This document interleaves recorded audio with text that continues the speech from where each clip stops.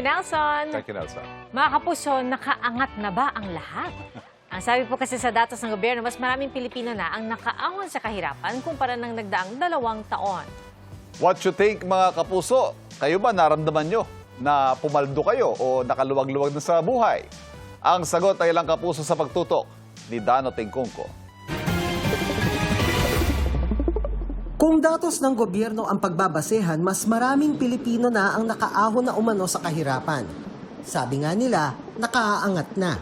Sabi ng Department of Economy, Planning and Development o DepDev, batay sa 2025 full-year poverty statistics ng Philippine Statistics Authority, bumaba sa single-digit ang poverty rate sa Pilipinas sa 9.7% sa unang pagkakataon. Ibig sabihin, sabi ng DepDev, sa kada 10 Pilipino, mas konti sa isa ang maituturing na mahirap. Sabi ng DepDev, pinakamababa ito sa kasaysayan. Noong 2024, nasa 15.5% ang poverty rate at 18.1% noong 2023. Ayon pa sa PSA, bumaba rin sa single-digit level sa unang pagkakataon ang poverty incidence sa mga pamilyang Pilipino. Nasa 6.4% o katumbas ng halos 2 milyong mahihirap na pamilya. Ito yung dami ng pamilyang Pilipino na hindi sapat ang kita para matugunan ang mga pangunahing pangangailangan at pagkain. Pero, what you think? Paldo na nga ba ang mga Pinoy o medyo gipit pa? Hindi po. Kulang.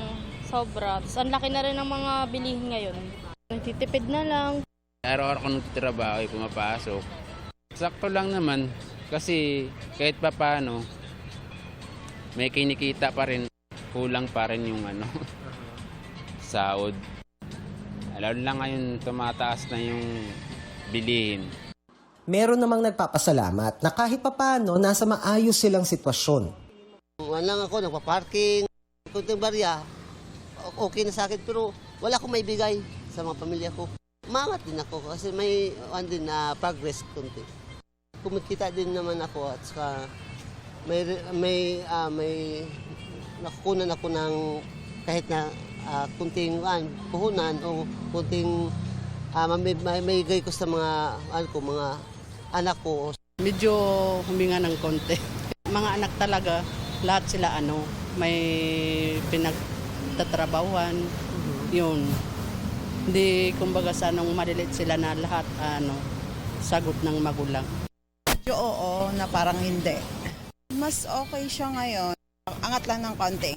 Yung dating ako kasi parang hindi na katulad ng dati. Sabi ng DepDev, ang pagbaba ng poverty rate ay dahil sa paglago ng ekonomiya ng bansa mula 2023 hanggang 2025 kasabay ng paglago ng ating gross domestic product.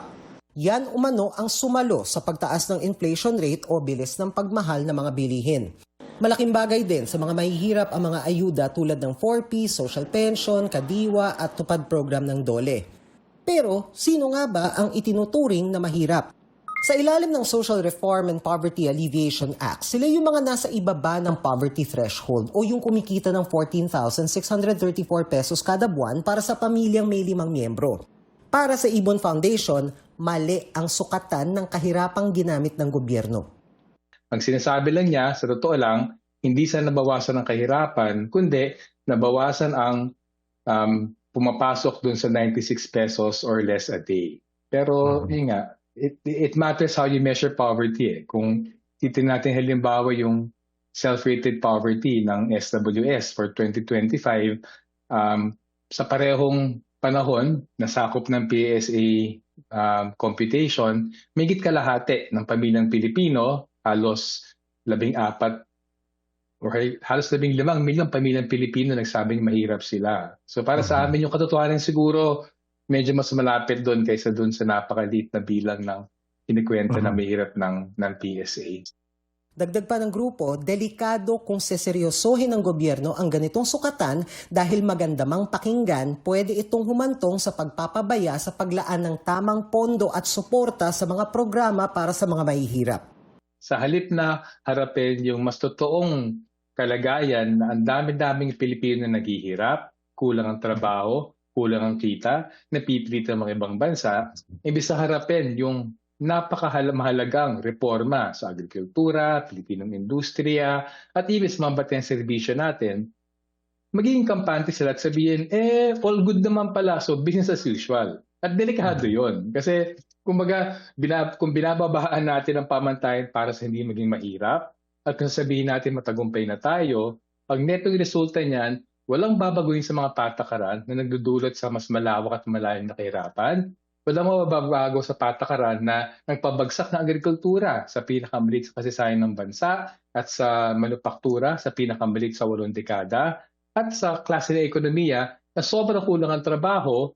Dano Tingkungko, Nakatutok, 24 Oras.